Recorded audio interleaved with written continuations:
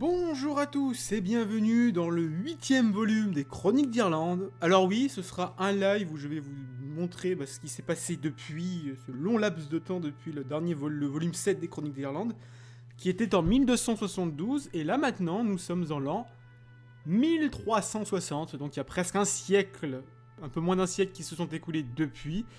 Et depuis, j'ai joué, la partie a avancé, et le royaume d'Irlande a un peu évolué. Un petit peu.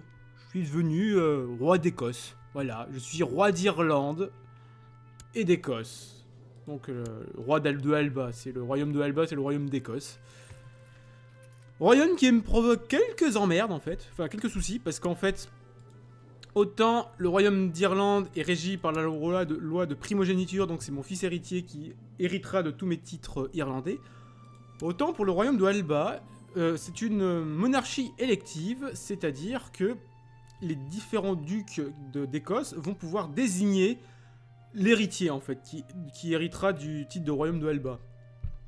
Et en fait, ça me provoque quelques soucis parce que le fait est que j'ai que je suis... Donc j'ai 2 royaumes, 2 titres de royaume, et j'ai 3 titres de duché. Et ces 3 titres de duché, ce sont 3 duchés écossais. Et en fait, le souci, c'est que mes vassaux n'aiment pas... Les 2 vassaux qui sont en Écosse n'aiment pas du tout le fait que j'ai autant de titres d'électeurs, en fait. Ça se voit là, donc moins 10 parce que j'ai trop de duchés possédés, et j'ai moins 30 pour les titres d'électeurs détenus. En fait, j'en ai 2 de trop. Bon, cela ne fait pas en sorte que j'ai 3... que je vote 3 fois, pour le... ce serait un peu abusé sinon. Je ne vote bien qu'une seule fois, mais du coup, je prive en fait deux duchés pour de potentiels électeurs.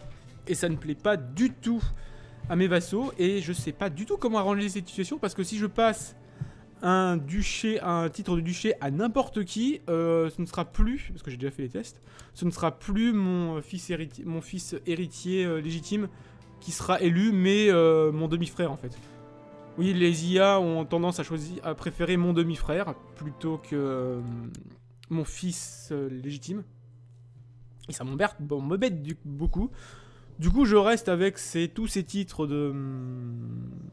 Je vais rester avec tous mes titres de duché, de royaume de Alba. Je sais pas du tout ce qu'il adviendra de mes titres de duché à la monarchie élective. Non, c'est ça, c'est pareil. Enfin, voilà, faut que je voie. Je crois que tous mes titres vont refiler si je dis pas de bêtises, il me semble que tous mes titres, donc mes 3 titres de duché, vont revenir à mon fils, en fait, qu'ils auront désigné. Enfin, que j'ai désigné, parce qu'en fait, il y a, au niveau des électeurs, on a moi, on a Konachta, et on a aussi un duc anglais aussi. Voilà, on a le Northumbria, qui est aussi électeur. Enfin, ça m'embête beaucoup. Beaucoup. En plus du royaume d'Écosse, j'ai aussi le duc de Mumu qui a réclamé le duché de Deheubarth, qui est un duché gallois. Voilà. Et au niveau de la Bretagne, le duché de Mumu a réclamé aussi le comté de Maine. Tout ça sur l'Angleterre, et en fait l'Angleterre, qui te autrefois très très puissante, est maintenant très très faible. En fait, il y a 2-3, il y a un ou deux rois, il y a même, je crois qu'il y a plusieurs rois d'affilée qui se sont fait excommunier par le pape. De même que le roi de France, de même qu'il y a des rois de France qui se sont fait excommunier. Et en fait, cela a engendré des problèmes internes à leur pays. Ils ont eu beaucoup de guerres civiles, des pays étrangers qui les attaquaient pour excommunication. Et en fait, j'ai un peu profité de la situation pour les attaquer dans le dos et leur prendre le duché gallois et des territoires en Écosse. L'Écosse qui a été réduite à un mouchoir de poche et que j'ai pris plus ou moins par la force en fait. Enfin, c'est assez drôle parce qu'en fait, j'ai donc usurpé le titre de roi d'Écosse. Donc le roi d'Écosse était duc d'Écosse, donc il était toujours indépendant. Et en fait, à la fin, il avait plus que cette pauvre ce comté. Il était duc d'Écosse, mais il avait toujours un comté. Et en fait, ce qui s'est passé, c'est que donc c'est lui en fait le duc d'Écosse qui avait ce comté. Et en fait, ce qui s'est passé, c'est que je me suis lié d'amitié avec sa fille aînée qui allait hériter du titre en fait de duchesse d'Écosse. Enfin, du comté d'Écosse d'ailleurs, parce qu'il avait même plus le titre de duché, il était comte en fait. Le problème, c'est qu'il me détestait, il était à moisson, il refusait de se faire vassaliser. Et en fait, je me suis lié d'amitié avec sa fille, je l'ai même invité à ma cour, enfin, tu vois, je lui ai offert des cadeaux et tout. Et en fait, j'ai fait assassiner le roi, le comte d'Écosse. Donc, ce qui fait qu'une fois qu'il était mort, bah, le titre de comté d'Écosse, enfin, du dernier comté d'Écosse, allait revenir à sa fille avec qui je m'entendais bien, et j'ai pu la vassaliser comme ça en fait. Elle a accepté de se faire vassaliser parce qu'on s'entendait bien, parce que je l'avais invitée à ma cour. J'avais essayé de faire de faire un peu la fête avec elle, mais elle avait refusé. C'est bien dommage, j'aurais bien voulu être pote avec elle. Enfin voilà, et toujours est-il que donc au niveau du royaume d'Écosse, il me manque encore ces 2 comtés.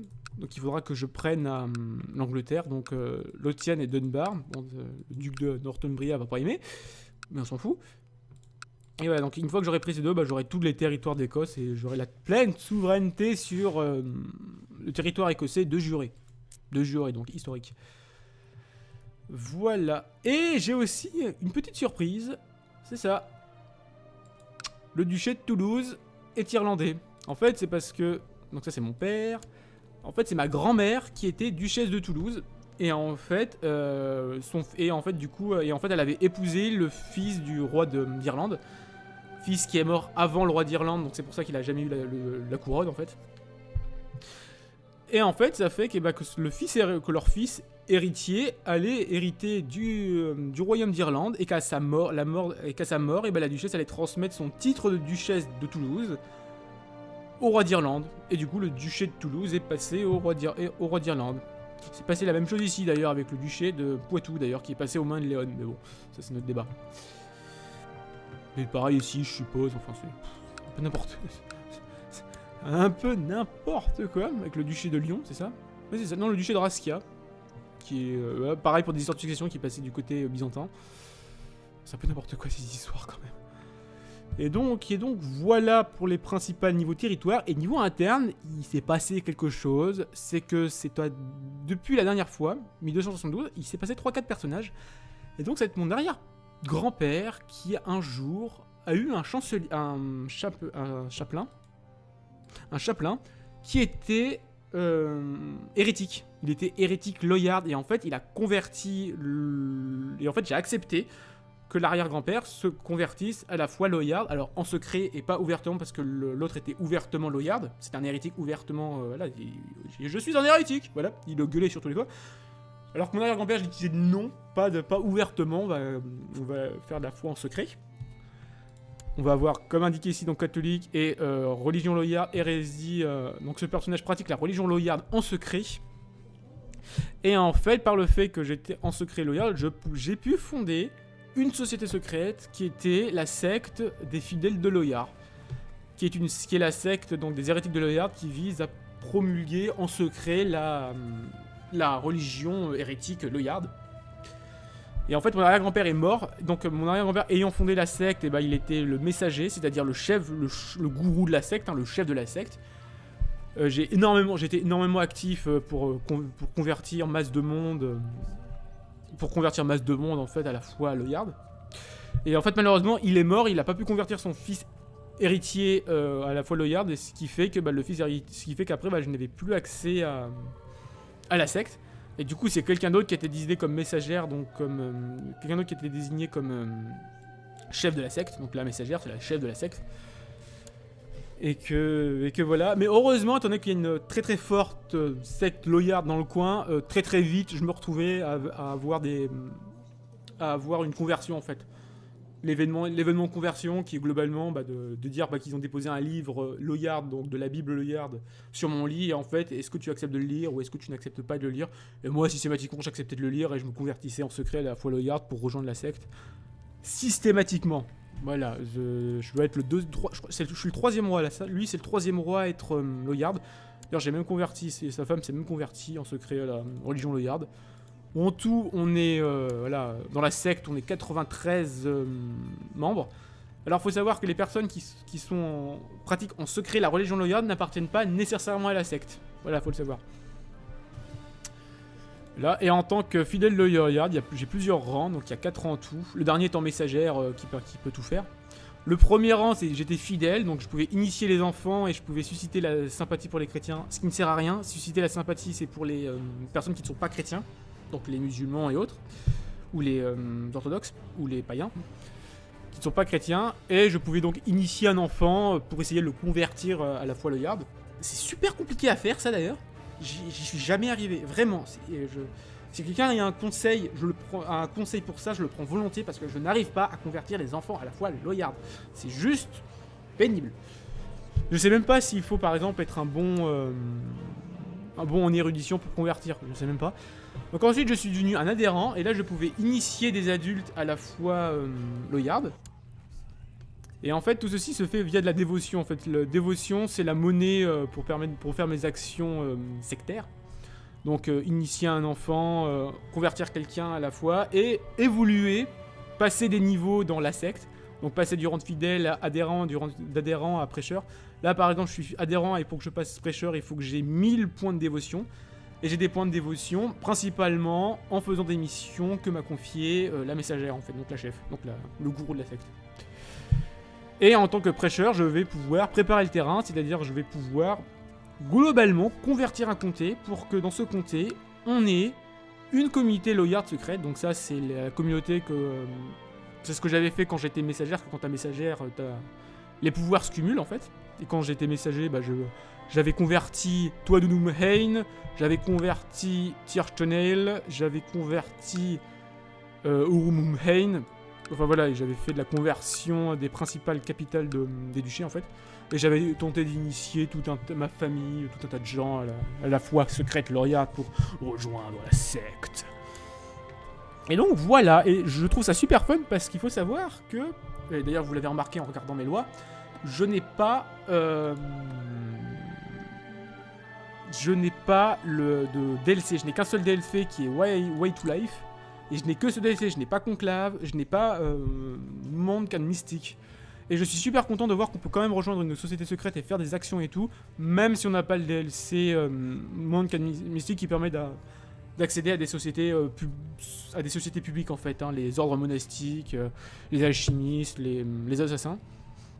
Mais tu peux quand même rejoindre du coup des hérétiques et je suis super content. Ça m'amuse vraiment de faire ça, d'essayer de convertir dans l'ombre le plus de gens jusqu'à pouvoir prendre une décision qui est celle de... Je l'ai pas. Ah non, je l'ai pas, ça doit être le... Ah non, il y a que la chef qui peut faire ça en fait. Parce que normalement, in fine, l'objectif, ça va être de se revendiquer ouvertement loyard. Et voilà, et à partir du moment où je sais pas ce qui se passe, je pense que ça va partir en guerre parce que je serai quand même un royaume chrétien hérétique. Voilà quoi. D'ailleurs, la foi loyarde est très contraignante d'ailleurs, il n'y a pas de pape. Les souverains peuvent ordonner aux conciliants adultes de prononcer des vœux, il n'y a pas de chef religieux, et celui-ci ne peut pas exister. Voilà, et c'est quasiment la seule chose en fait, hein, des hérétiques loyardes. Les hérétiques loyardes d'ailleurs au passage qui ont réellement existé, c'était une véritable hérésie en Angleterre en fait. D'ailleurs c'est une hérésie qui est en Angleterre, il y en a en Léon, la chef est, sur les îles du Majorque, donc elle est ici. Et on en a quelques-uns dans le Saint-Empire romain germanique, il y a pas mal d'Allemands qui sont loyarques en secret loyarques. Enfin voilà, et au niveau de ce qui se passe dans le monde, voilà, l'Espagne, il n'y a plus d'Arabes en Espagne. Elle est partagée entre la Léon, la Castille, la France et le Saint-Empire romain germanique. D'ailleurs, qui a une guerre civile, le Saint-Empire romain. Et on a Léon, qui est au Maroc. Voilà, tout va bien. Et, les Arabes ont été repoussés jusqu'au Mali. Voilà. On a Pise qui occupe toute l'Algérie et toute la Tunisie. Donc là, les Fatimides sont toujours là, les Seldjouks sont toujours là, l'Empire byzantin est assez puissant. L'Empire byzantin qui a Jérusalem, voilà. Et voilà le bordel, voilà. Donc là, nous avons le royaume de Jérusalem qui est en Pologne. Non, c'est en Estonie en fait. Non, c'est plutôt vers l'Estonie-Lituanie en fait là. Hein. On est en Russie ici en fait. Hein. On est en Russie. Voilà, donc là on a des morceaux de l'Empire mongol ici.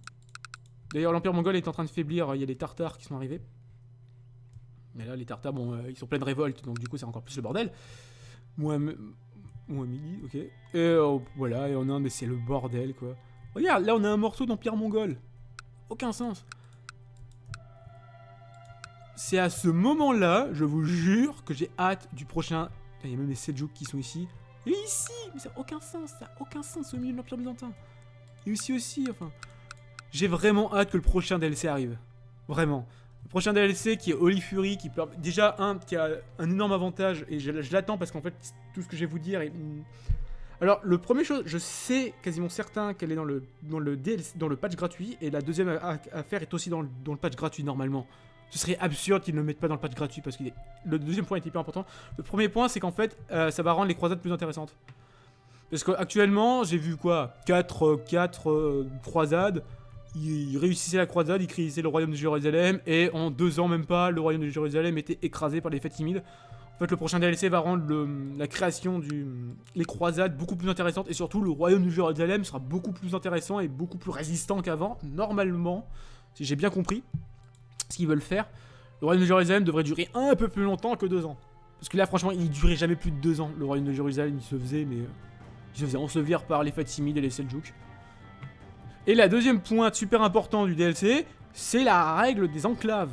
C'est une règle, mais mon dieu que je l'attends. Je l'attends, parce que ça, c'est n'importe quoi. Regarde, la Géorgie, on a des territoires ici, on a des territoires ici. Ça n'a aucun sens. Et en fait, tu parles trop fort. Et en fait, la règle des enclaves, ça va faire qu'à la mort, par exemple, la Géorgie, quand la règle des enclaves est activée, parce que c'est une règle de jeu qu'il faut activer au début du jeu, quand la règle des enclaves est activée, le roi de Géorgie, quand le roi de Géorgie meurt, et ben en fait les territoires de la Géorgie qui sont à l'extérieur du royaume et qui sont dans les enclaves, alors tu as plusieurs options pour définir ça évidemment, mais globalement à la mort du souverain, et ben ce territoire-ci deviendra automatiquement indépendant. Ce sera plus à la Géorgie, ce sera plus un territoire géorgien au milieu de nulle part. Ce sera pas ce territoire-là qui est byzantin et qui est au milieu de nulle part. Pareil pour ce comté byzantin qui est voilà. Ben en fait le territoire et en fait, ces territoires-là seront indépendants maintenant. À la mort du suzerain, le territoire deviendra automatiquement indépendant.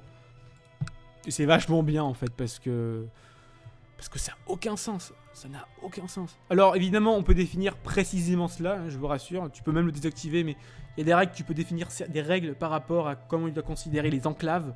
Parce que c'est ça, c'est globalement, c'est des enclaves, c'est des morceaux de royaumes qui sont au milieu de nulle part, quoi. Là c'est n'importe quoi, ça. Ça, c'est un royaume de Seldjouk, là, ces deux Seldjouk-là, ils sont au milieu de nulle part. Et ils appartiennent à l'Empire Seldjouk. Avec la règle avec le prochain DLC, si on active la règle, en fonction de comment vous l'activez, ces deux territoires-là, à la mort du suzerain Seldjouk, deviendront automatiquement dépendantes. Voilà, de même qu'ici, ça deviendra automatiquement dépendant. Dans une certaine mesure, évidemment, après ils définissent les règles. Mais voilà, donc j'attends énormément le prochain DLC pour ça. Ouais, bon bref, je suis désolé, j'ai un peu transgressé vers le prochain DLC que j'attends beaucoup. Mais voilà ce qu'il en est de ma partie, donc en l'an 1360, et je pense faire peut-être une vidéo de gameplay. En fait, pour être plus exact, c'est qu'en fait, j'ai plein de c'est que bon, j'ai dû arrêter pour des raisons personnelles. Je suis étudiant, quoi, donc voilà, j'avais autre chose à faire. Mais en fait, je pense, et en fait, maintenant que je suis en vacances, j'ai des concepts de vidéos, et en fait, je pense que je vais me servir des chroniques d'Irlande comme d'un pilote pour essayer de mettre en place mes concepts, en fait, qui est de globalement d'expliquer de faire une partie en expliquant les règles du jeu, en fait. Enfin, vous verrez bien de toute manière. Moi, je vous dis à une prochaine. Quoi qu'il en soit, ce qui est sûr, c'est que dans 100 ans, je referai une autre vidéo pour vous remontrer où on en est ma partie, quoi. Enfin, je dis ça, enfin, il y a en partie du fait que le fait que j'avais pas trop le temps, et il y avait aussi en partie le fait que j'avais perdu ma sauvegarde dans un mode. Oui, j'avais téléchargé un mode et je sais pas par quel miracle, la sauvegarde des Chroniques d'Irlande était passée dans le mode. Ce qui fait que quand je lançais le jeu sans le mode, en fait, j'avais plus ma partie.